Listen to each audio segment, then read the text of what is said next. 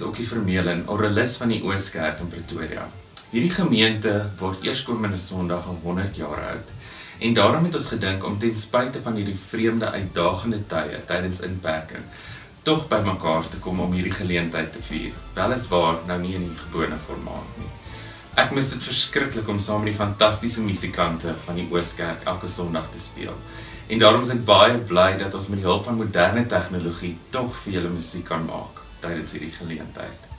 Ons nooi jou uit om 'n WhatsApp te stuur met jou gelukwense na die nommer wat hier onder op die skerm verskyn.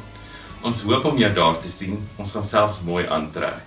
Hierdie Sondag, 19 April om 9 uur op al die Ooskerk se digitale platforms.